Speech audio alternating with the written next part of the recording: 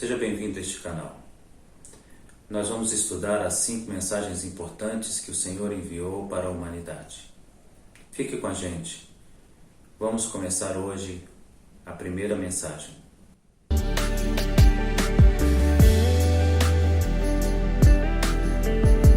Como você lida com as mensagens que chegam até você? Como você reage às mensagens que são contrárias àquelas que você espera? Como você reage às mensagens que são, para você, mensagens que você não queria ouvir? Eu era jovem, aos 18 anos, ainda na força da minha juventude, levando uma vida fora dos caminhos do Senhor. E comecei, aos 18 anos de idade, a viver uma série de sonhos. Sonhos profundamente marcantes, extremamente sérios e tocaram em meu coração profundamente. Alguns desses sonhos que tive em sono profundo e não conseguia voltar e acordar foram tão reais e tão reais que eu decidi desenhá-los. E vezes voltava a esses desenhos para me relembrar, para rever aqueles momentos que vivi, que para mim eram momentos extremamente reais. Não pareciam ser ilusões, nem sonhos, mas pareciam ser fatos reais que eu havia vivido. Aqueles sonhos mexeram profundamente comigo e continuaram por algum tempo, até que aos 19 anos eu voltei para os caminhos do Senhor. Hoje, aos 50 anos, sou pastor evangélico há mais de 27 anos. E sinto e entendo que aqueles sonhos foram mensagens de Deus para tocar o meu coração, para a urgência do tempo da sua vinda. Mas nem todas as pessoas reagem bem às notícias que caem do céu. Recentemente tomei conhecimento de uma história que você deve conhecê-la também. É a história do segundo tenente do Exército Imperial, Hiro Onoda. A história dele ocorre na Segunda Guerra Mundial. A história que vou lhe contar agora brevemente é contada sobre um soldado valente e corajoso que luta na Segunda Guerra Mundial, que é um herdeiro de uma conduta muito comum no Japão, de uma ideologia de descendência de samurais. Hiro Onoda foi enviado para as Filipinas para, juntamente com os exércitos imperiais, impedirem o avanço americano. Mas foi impossível para o exército japonês segurar o exército americano. Então, o exército foi desmembrado em várias ilhotas nas Filipinas, onde a estratégia de cada um desses grupamentos era a arma para deter os americanos e o avanço dos exércitos americanos. Hiro Onoda, por ser estrategista de guerra, ele foi juntamente com seu grupamento enviado para uma pequena ilha chamada Lupang. E ali ele lutou fervorosamente, ferrenhamente. No final de 1945, a Segunda Guerra Mundial havia acabado. Mas muitos soldados espalhados pelas ilhas das Filipinas, em outras áreas, em outras bases japonesas, não tinham tomado ainda o conhecimento de que a guerra havia sido vencida pelos americanos. Então os japoneses, na tentativa de trazer de volta os seus, começaram a lançar do céu mensagens informando que a guerra havia terminado. Hiro Onoda e um pequeno grupo de sobreviventes que estavam com ele se recusaram a ouvir aquelas mensagens, a ver aquelas mensagens. E como ele era um estrategista de guerra, ele imaginou que aquilo era uma estratégia para pegá-los. Só em 1974, sozinho, lutando ainda na ilha de Lupang, passados 29 anos, é que Hiro Onoda se entregou ao presidente das Filipinas. Sabe, assim como Hiro Onoda, muitas pessoas não gostam de ouvir ou dar ouvidos aos avisos que caem do céu. Se recusam a ouvir os recados que vêm do céu. Mas os recados que vêm do céu vêm com um propósito de libertação, vêm com um propósito de salvação, vêm com um propósito de resgate. Para muitos, Hiro Onoda é um exemplo de valentia e ele foi recebido em seu país, embora não tenha permanecido lá depois desse momento, como um herói de guerra, como alguém muito valente e resiliente. Mas isso também pode ser visto como teimosia. Depende da maneira como você entende. Algumas pessoas acham que resistir à voz de Deus é sinal de resiliência, de que eu não serei contaminado com a religião ou com a religiosidade. Mas não percebem que na realidade podem estar entregando suas vidas a uma guerra vencida e que serão eles os perdedores dessa grande batalha. Muitas pessoas têm recusado as mensagens que caem do céu. E há muitas mensagens que caem do céu e que desceram do céu. Muitas mensagens vieram, muitos bilhetes do Senhor Deus foram dados por meio dos profetas e dos apóstolos e dos discípulos do Senhor. Esses recados foram dados de diversas formas, por visões, sonhos, revelações e até pela palavra do próprio Senhor, audivelmente sendo dita aos seus servos. E muitos bilhetes estão hoje guardados, tamanha importância.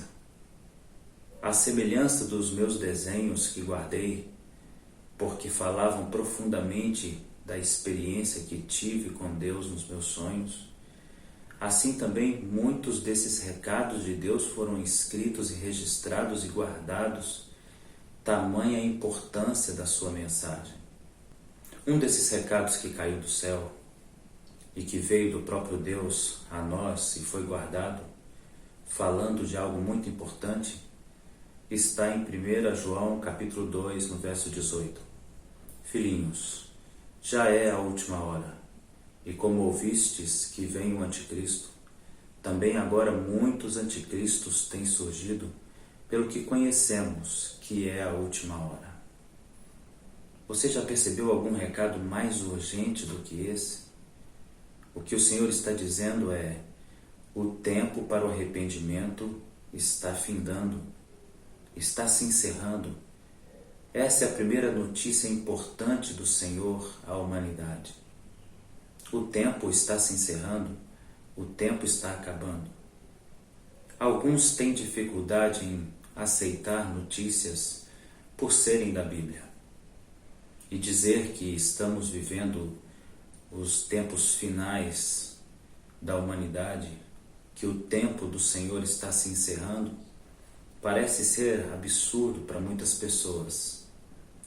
Mas aqueles que não querem ouvir os recados que caem do céu deveriam ver a realização, a concretização desses recados apontados por meio dos cientistas.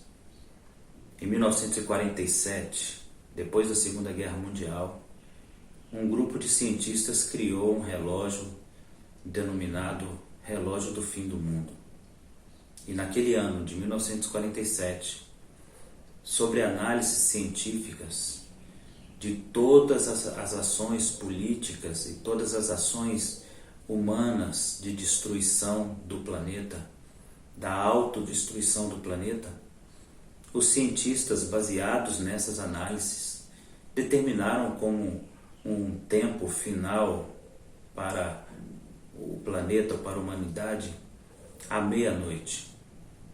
Eles então, em 1947, marcaram o primeiro horário para a meia-noite, ou seja, na figura, se o ponteiro chegasse à meia-noite, a humanidade não resistiria e irá extinguir-se.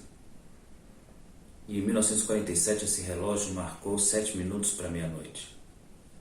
O relógio continuou marcando as horas para o fim e em alguns momentos ele recuou. O momento em que ele mais recuou para meia-noite foi em 1991. Em 2020, esse relógio marca 100 segundos para o fim do mundo.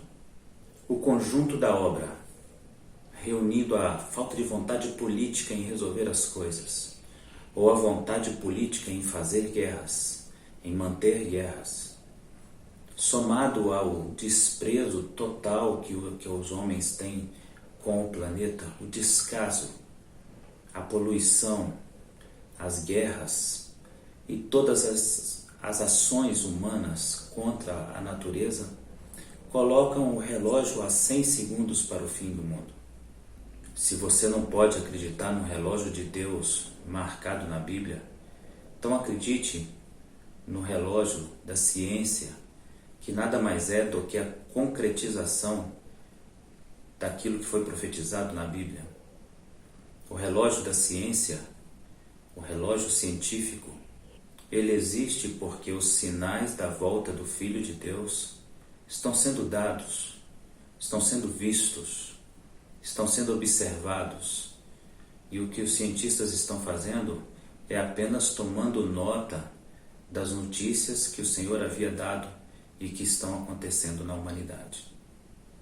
O relógio do Senhor anda, o tempo não parou.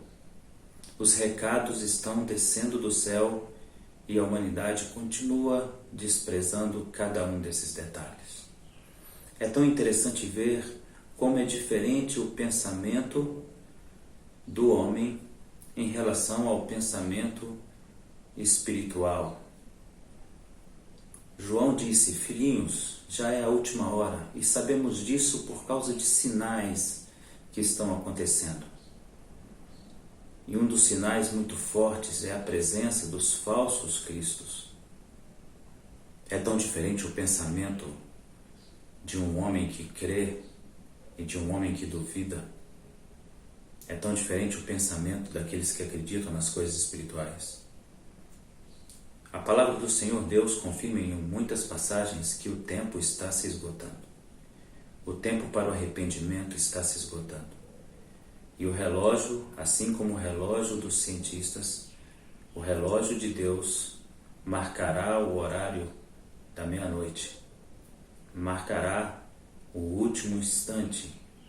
E quando esse tempo chegar, não haverá mais como fazer alguma coisa. O apóstolo Paulo nos falou algo disso também em Romanos 13, verso 11. E digo isto a vós, outros, que conheceis o tempo, já é hora de vos despertardes do sono, porque a nossa salvação está agora mais perto do que quando no princípio nós cremos. A salvação está agora mais perto, à medida que o tempo anda, à medida que o tempo passa. O relógio do Senhor também anda, o relógio do Senhor também passa. E o tempo da vinda do Senhor se aproxima. É interessante ver que até o inimigo sabe desse relógio de Deus. E ele reconhece que o tempo está esgotando. Está dito em Apocalipse capítulo 12, no verso 12: ai da terra e do mar, pois o diabo desceu até vós, cheio de grande cólera, sabendo que pouco tempo lhe resta. O inimigo sabe que tem pouco tempo. Os profetas avisaram que há pouco tempo. O homem recebeu bilhetes do céu que há pouco tempo.